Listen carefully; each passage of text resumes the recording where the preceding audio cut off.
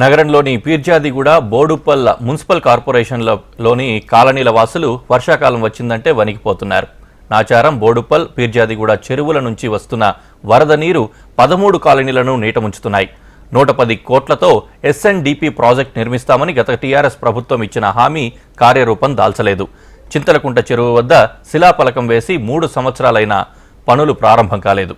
ఇదే అంశంపై మరింత సమాచారం మా ప్రతినిధి రజిత అందిస్తారు.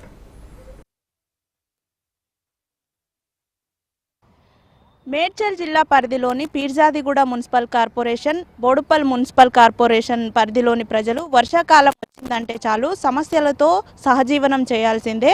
ఇక్కడ వర్షాకాలంలో ముఖ్యంగా వీరు పలు సమస్యలను ఎదుర్కోవాల్సి వస్తుంది. అంటే వర్షాకాలంలో వరదల ద్వారా వచ్చే నీరుతో పాటు ఇక్కడ నాచారము, బోడుప్పలు ఈ ప్రాంతంలో ఉన్నటువంటి చెరువుల ద్వారా వచ్చేటువంటి నీరుతో అయితే పలు కాలనీలు ముంపుకు గురవుతున్నాయి. అయితే గత టీఆర్ఎస్ గవర్నమెంట్ వచ్చిన తర్వాత ఏదైతే ఈ చెరువు కింద కబ్జాలు చేసి ఎప్పుడైతే కన్స్ట్రక్షన్ స్టార్ట్ చేసిరో అప్పుడు ఈ నీళ్ళన్నీ కాలనీలకు రావడం జరిగింది.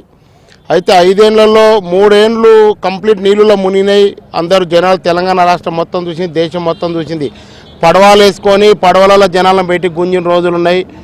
నెలలు ఇంట్లో నుంచి బయట ఏడబడితే గుడిచెలు వేసుకొని పండుకున్న రోజులు ఉన్నాయి. అయితే అప్పుడు గవర్నమెంట్ ఈ కేటీఆర్ గారు ఇక్కడ వచ్చి చూసి దీన్ని ఏదో అప్రోచ్ చేస్తున్నట్టుగా 2/2/2022 రోజు బాగుందని వచ్చి ఒక 20-30 లక్షలు ఖర్చు పెట్టి అసలు ఎక్కడ లేని ఇప్పుడే పని అయిపోతున్నట్టుగా అంగరంగ చేసి ఆ రోజు నుంచి ఇప్పటివరకు దీనికి వేసిన శిలాఫలకము కూలిపోతుంది. అప్పటి నుంచి 2 సంవత్సరాలు అదే గవర్నమెంట్ ఉంది, టీఆర్ఎస్ గవర్నమెంట్ ఉంది. టీఆర్ఎస్ గవర్నమెంట్ ఒక్కనాడు పట్టించుకొని నాదులు లేడు. ఎప్పుడు నీళ్ళలో పొర్లుతూనే ఉన్నాము, లేస్తూనే ఉన్నాం. ఆ తర్వాత మళ్ళీ గవర్నమెంట్ కాంగ్రెస్లోకి వచ్చింది. కాంగ్రెస్ గవర్నమెంట్ వచ్చిన తర్వాత మాట ఇచ్చింది, మీకెందుకు మేము చేస్తామనేసి. ఏ ఒక్క నాదుడు ఇక్కడ పట్టించుకోలేదు. పైన కాలనీలు, చెంగిచెర్ల కాలనీలు మొత్తము నాచారం నుంచి మూసి తీసుకొచ్చి ఈ చెరువులోకి వదలడం జరిగింది. ఇది నుంచి డైరెక్ట్ మాకు మూసి కాలు వస్తున్నాయి. మాది Peerzadiguda municipal corporation first ward, మాది అయోధ్య కాలనీ. మాది ఈ కాలనీ నుంచి డైరెక్ట్ మాకు వస్తున్నాయి వాటర్. ఇది అప్పటి నుంచి 2000 అప్పుడు ఫ్లడ్ వచ్చినప్పుడు మినిస్టర్ గారు వచ్చారు. ఇది మన ఇక్కడ మేడ్చల్ మా ఎమ్మెల్యేగా మినిస్టర్ అయిండు, మన కేటీఆర్ గారు మినిస్టర్, మా కార్పొరేటరే మేయరు జక్క వెంకరెడ్డి గారు. అప్పటి నుంచి చేస్తున్నాం 110 కోట్లు శాంక్షన్ చేస్తున్నామని చెప్పేసి 2022లో వీడి శిలాఫలకము ఇది చేసిరు. అడావుడిలో ఏదో పని చేసినట్టు. ఇంతవరకు కూడా ఎప్పుడు వస్తుంది పోతుంది, చేస్తుంది పోతున్నాం. వర్షాకాలం రాగానే వర్షాలు వస్తున్నాయి కదా, చేయనికి రాదు, అది చేస్తారు. సమ్మర్ రాగానే ఇంకా రాలేదు, బడ్జెట్ లేదు, ఇది లేదు, అది లేదు అనుకుంటా కాలయాపన చేసారు. వాళ్ళు అలా సర్వీస్ అయిపోయింది. వాళ్ళది బీఆర్ఎస్ వాళ్ళది. అది అయిపోయినాక కూడా మళ్ళీ సంవత్సరం గడుస్తుంది. ఇప్పుడు కాంగ్రెస్ ప్రభుత్వం వాళ్ళది కూడా ఇంతవరకు కూడా ఉనికి లేదు. ఇంతవరకు వాళ్ళది ఏది లేదు ఇప్పటివరకు. ఇక్కడ సమస్య పిఎంసీలో జరిగిన దోపిడీ ఎక్కడ జరగలేదమ్మా. అంత పెద్ద దోపిడీ ఎక్కడ జరిగిందంటే పిఎంసీలోనే. 2/2/2022 రోజు వీళ్ళు చేసిన కార్యక్రమానికి 15-20 లక్షలు మన మున్సిపల్ బడ్జెట్ నుంచి పెట్టి వీళ్ళు ఒక తట్టెడు మట్టి తీయలేదు ఇప్పటి వరకు. 13 కాలనీలు.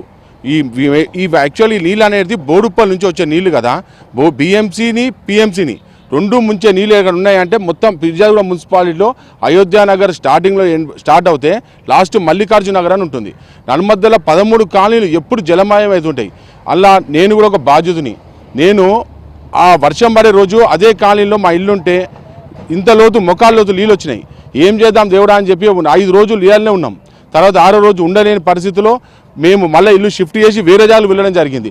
అట్లా జరిగినప్పుడు కూడా మేము కార్పొరేటర్ కాలని వీళ్ళందరూ అడిగితే ఏం లేదు, 10 రోజులు అయిపోతుంది, నెలకు అయిపోతుంది అని చెప్తే మేము నిజమే అనుకున్నాం. కానీ వీళ్ళు 3 సంవత్సరాలు కాలం వృధా చేసిర్రు.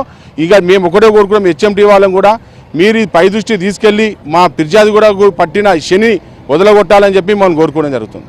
ఇప్పటికైనా మరో 3 నెలల్లో వర్షాకాలం రానుంది కాబట్టి ఇప్పటికైనా అధికారులు స్పందించి ఈ ప్రాజెక్ట్ని పూర్తి చేసి వారి సమస్యను పరిష్కరించాలని స్థానికులు కోరుతున్నారు.